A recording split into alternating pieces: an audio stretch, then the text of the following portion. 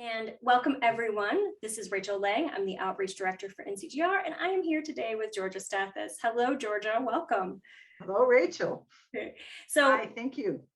We've started talking about synodic cycles. We've been gabbing just before we started the recording. So now we're going to let you into our conversation. And so, Georgia, before we get started talking about some of these cycles and talking also about the topic for your talk that you're giving at the symposium, what you talked about how you have been working with cycles for over 30 years. And in your book, which I'll advertise right now because it is really such an incredible reference book, Pushing Through Time, you outline in depth each one of those stages of the synodic cycle and what we might expect, or what are the big themes. So what led you into that work? What inspired you to start studying cycles and working with them that closely? Well, when I got the MBA thesis in 78, I've been doing astrology since 77, April 15th of 77. I walked off a job and decided I was going to be an astrologer. That's how I did it. I did a thesis, which they allowed me to do at Pepperdine, on vocational characteristics in the charts of advertising people. It was very hard to get them to do it because it was a Catholic university, but that's a whole nother story. Right. And one of the research pieces was the old Frank Brown oysters search. It's a very famous study. Frank Brown from Northwestern, where I went my undergraduate, did a study of oysters where he moved them from the New England Sound to another location. For a while, their timing stopped, and then they started again. And so there was the lunation cycle. And I was interested in that. And then as I was coming up as a very young astrologer in the San Francisco area, Robert Cole, who's long gone now, would talk about synodic cycles. And Buzz Myers used to talk about them. This is way, way back. So, when you have a lot of time and nothing else to do because you're trying to build your practice, I started putting, and of course, Alexander Ruperti's book was fantastic. And Rudyard did the work with the lunations. Mm-hmm. So I thought, well, why not just take the conjunctions, because I did a lot of work with Jupiter Uranus. I found that was innovation. Jupiter Neptune is creation. And I thought, well, why don't you just do that and stick it at the 0 position and just play with it and see what happens with the faster planet as it moves through the 8th harmonic, the lunation cycle, and hits that. And I have pieces of paper. I'm embarrassed. I have pieces of paper in buckets, boxes. These are the notes through all the years, binders, old spiral binders where I would write an idea down. That's why this thing took 30 years to put together. And that's how I did it. I started noticing, even in my own practice, if you just keep it very simple, when transit Saturn is in a first quarter square or a last quarter square, it's still a square, mm-hmm. but it's not the same square. Mm-hmm. And that's where the work evolved into once I started to see that there's a build and there's a breakdown. And then I have the kind of mind, if I know something's happening in the sky, my mind pays attention to, I'm a very big news, I read a lot of different things, from Vogue to The Economist to the Wall Street Journal to Better Homes and Garden, sort of like Working Girl, and which a film I really loved. And if I see something happening there, which relates to a conjunction that's happening or a cycle, I make a note of it. Mm-hmm. And so I've been around a long time. I'm going to be 73 years old in March. So I've seen enough of these shorter cycles, the 13-year Jupiter Neptunes, which is coming up next spring. Mm-hmm. I've seen the Jupiter Uranuses. I've seen a couple Saturn Plutos now, mm-hmm. The last one and then the one that happened before. And I wasn't here in 1947, but close to it. And so that's how I've worked, and I started just making notes about this because I think there's a preordained belief in many circles of astrology, not all of them, that Saturn is not so good, Pluto is devastating, and Uranus is chaotic. Mm-hmm. All true. Mm-hmm. Right. But I think the only reason that they act out so severely is when people are not listening to what they need to do. Especially Uranus, we have, the closing square now, which is the hardest. I think the closing last quarter square of any aspect is the hardest of all. That's what the research showed, because you can't go back, it's 3/4 of the way you're going to go back and you're not really coming forward, but you're 3/4 of the way around. And this is when people feel lost in the last quarter phase, which is where we are right now with the Saturn closing square to Uranus. And if you go back and check this 45-year cycle, we were doing the same thing in the late 70s. We were doing the same thing in the late 30s. Same stuff, different actors. We had a lot of social programs in the late 30s. We had a lot of social programs in the late 70s. We had major economic problems, which we did, because the old Saturnian organizational stuff that doesn't work anymore has to go. Doesn't mean everything has to go. And so part of what I noticed, especially with the last quarter squares, is the key to get through this period of time is to learn something new. That was the key for the last quarter. That's what came up with every single last quarter square, whether it's a little mini thing every month when you're having the lunation, or if it's a Jupiter to your Uranus, because the slow planet always stays at the top and the faster one is the one that moves around.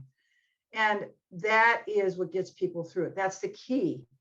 Even if it's something that you don't even think will even help you in your work or your life, it's got to be something you're interested in, that your soul calls for you. And next spring, in April 12th of 2022, we're going to have the Jupiter-Neptune conjunction in Pisces, 23 degrees, which is exactly where Neptune stationed about a month and a half ago. And we're in the last 6 months, the balsamic phase of the last cycle, which was in May of 2009 at around 27 Aquarius, I think it was. And so I think, even though it's going to probably be the inflation that we should expect, because Neptune is credit, I think it's a huge beginning for the arts.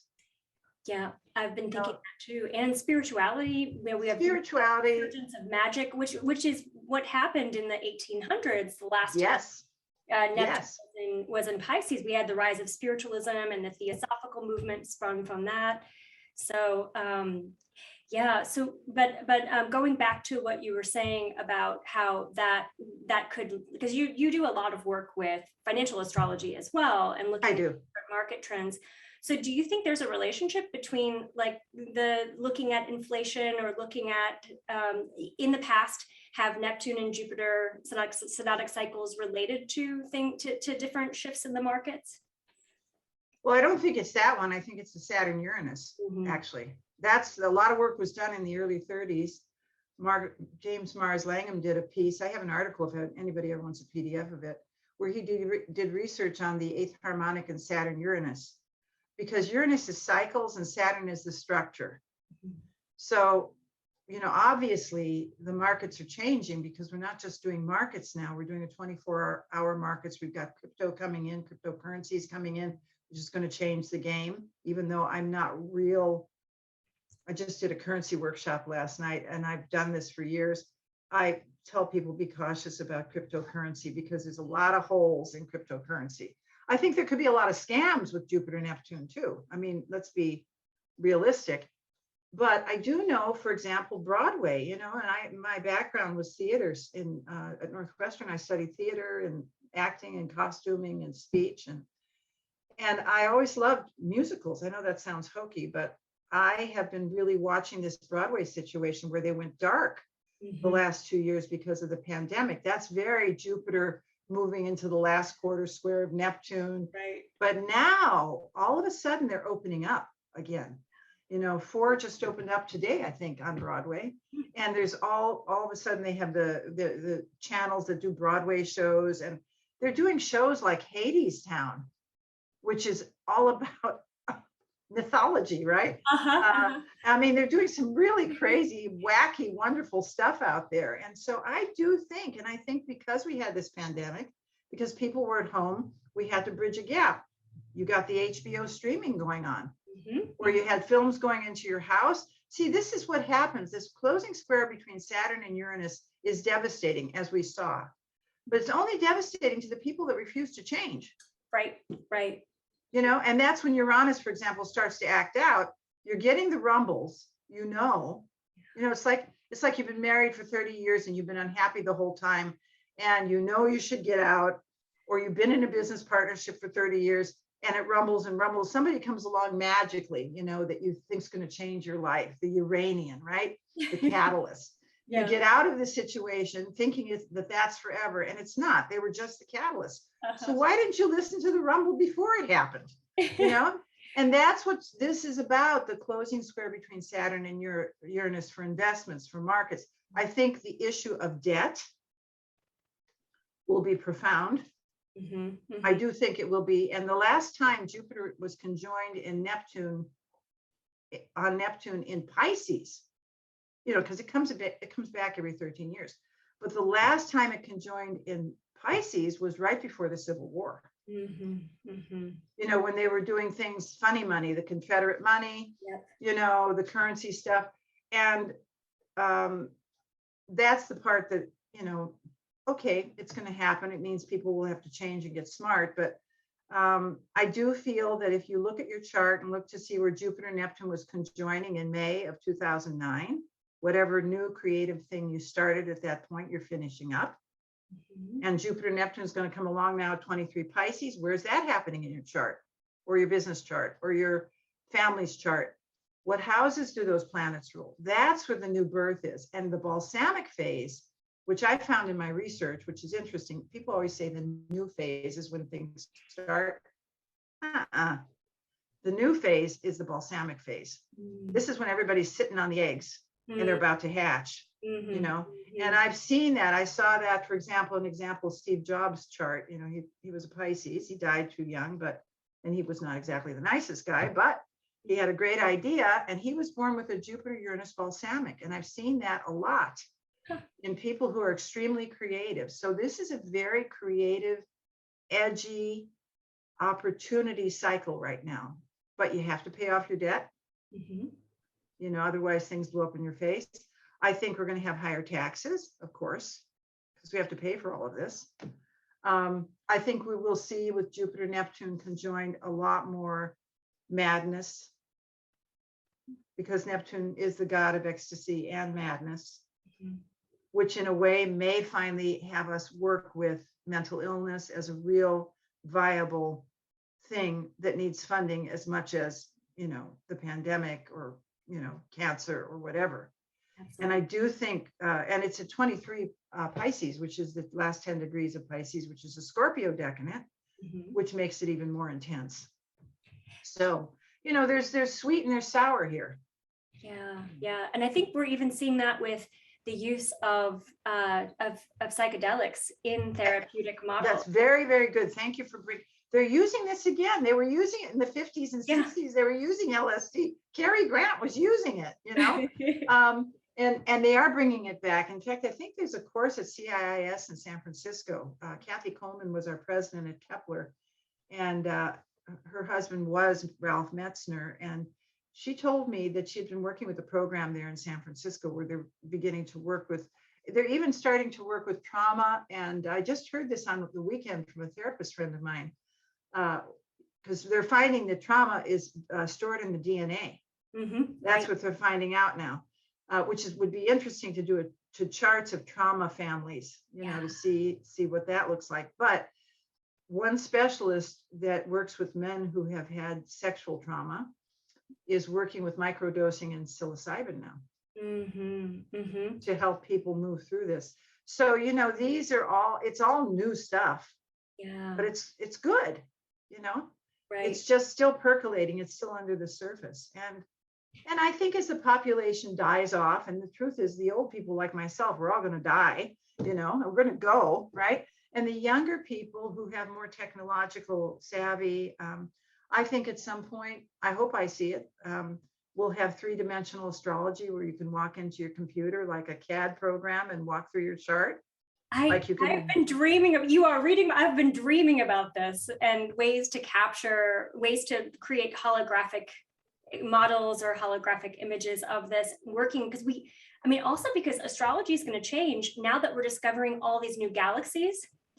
And I've been, a fan of Philip Sedgwick's work. And Oh, I love Philip. yeah, Love him. Love him. yeah. Love him. And looking at deep space objects like black holes, quasars, things like that. And sometimes when I look up at the night sky, I just think about all these other galaxies and what that means for us in terms of how astrology changes.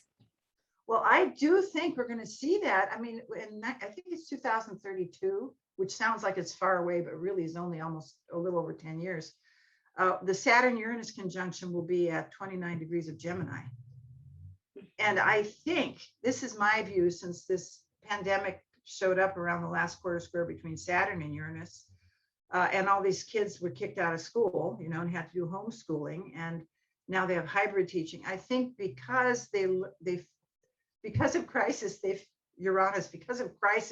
they figured out you can actually teach people, but you can't do it like that all the time. You have to have people. So I think that kind of opened up the door for this like three-dimensional, you walk in, walk into the Leaning Tower of Pisa, which you can do. I mean, they already have those things. You're seeing Broadway shows, you're seeing plays, you're seeing films on this. And I do think we can walk into a horoscope or walk into a galaxy with this if people come up with the ideas. And I think those ideas are what are percolating right now, between now and 2032. Mm-hmm. So it could be quite exciting. I think so. Yeah. I like things that are exciting. Me too.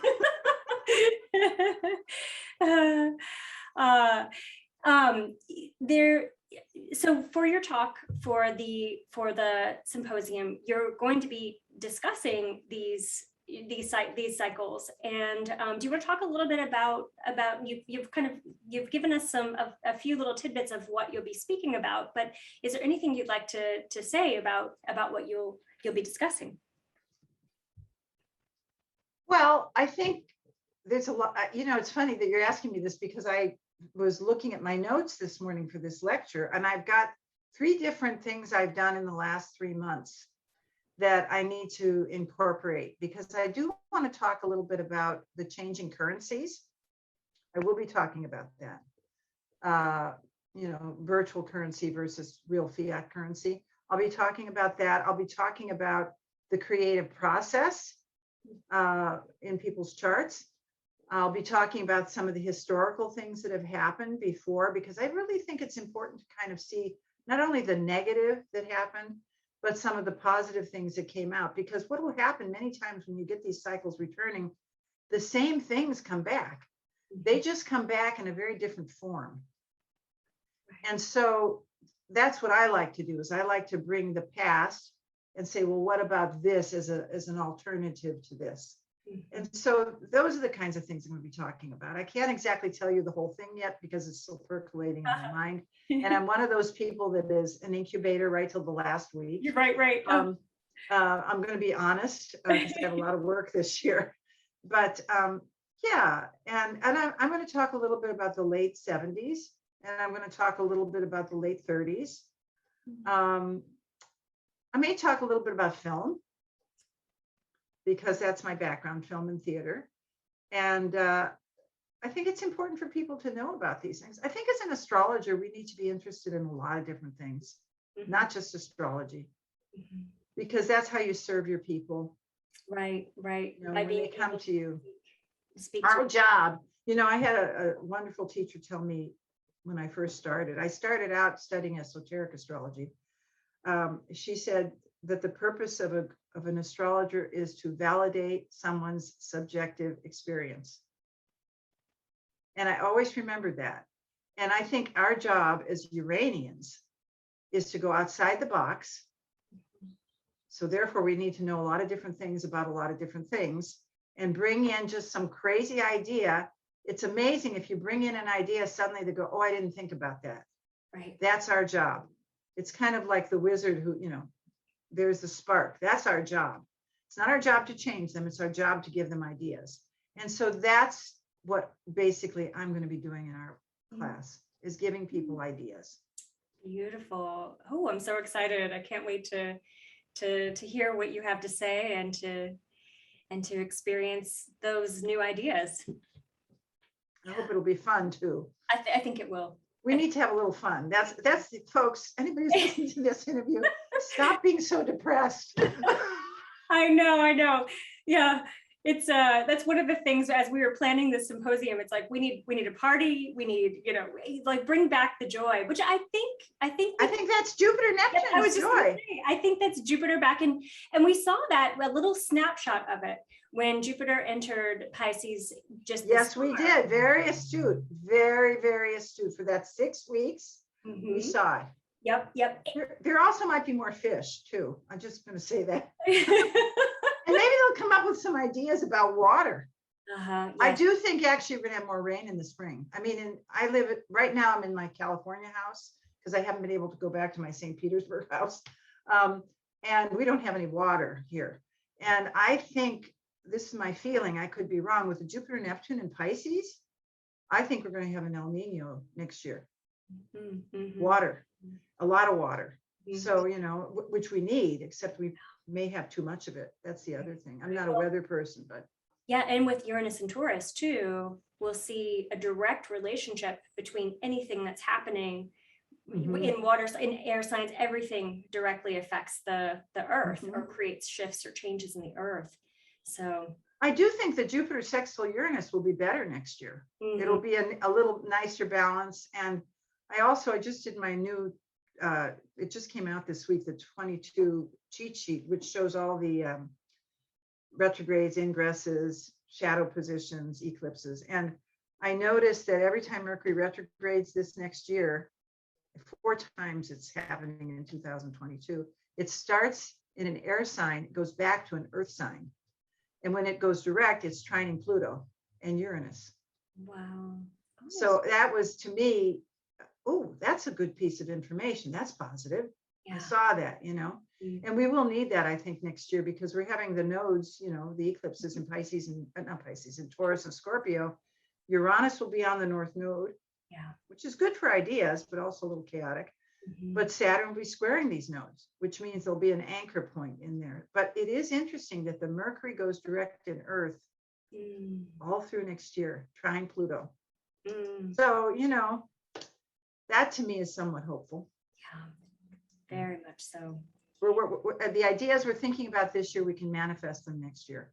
I love that. Yeah.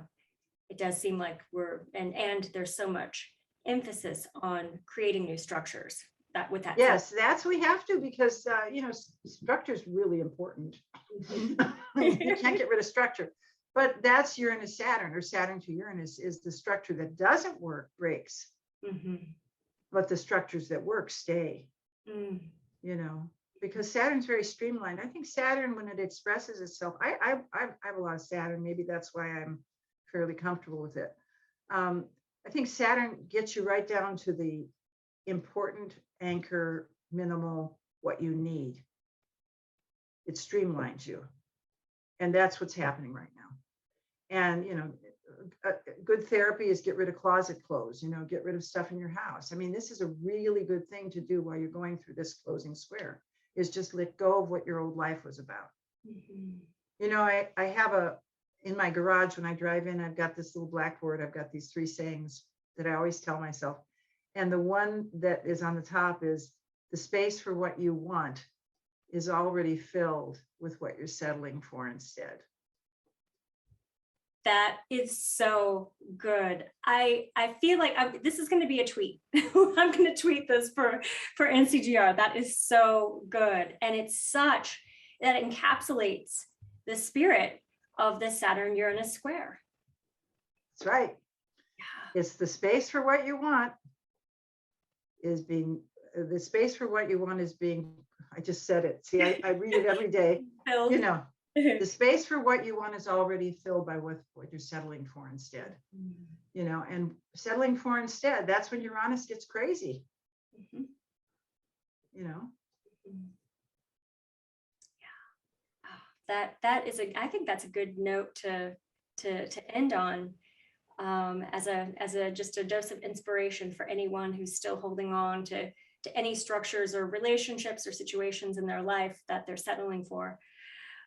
Yeah, I think it's true. I think it's a great way to end. I think whenever we let go of things, we just have to also be very careful of not letting in the same things, because it becomes a vacuum, Right. you know. Right. So something to think about. Yeah, definitely. Right. Well, Georgia, thank you so much. I'm looking forward to your talk at the symposium. And we will put, is there anything you want to announce? Any classes you have coming up? Oh, yeah. Well, I am, if you want to go to the website, because there's a lot of classes at starcycles.com. We're doing some class on archetypes and an intro to business for the Lake County group. I just did a currency class last night for the Kansas group, which will be uploaded. We have a really talk about phases. There's one that we just loaded called The Importance of Phases at the website. That's a video. There's a lot of new things at the thing. And then the brand new 2022 Star Cycles cheat sheet, $6.95, just got uploaded at the website. It has a forecast in it. It has a 1-page color coded, which is easy for those of us who have a little learning disability, to read the beginnings and the endings of the retrogrades and ingresses. Yeah, so, and a lot of people know about that. And also we have a free newsletter. If you ever want to sign up for it, I only write it when I feel like it. It doesn't come out every day, so you don't have to worry about that. You can see that all at starcycles.com. And thank you, Rachel. Excellent. Thank you. Thank you so much.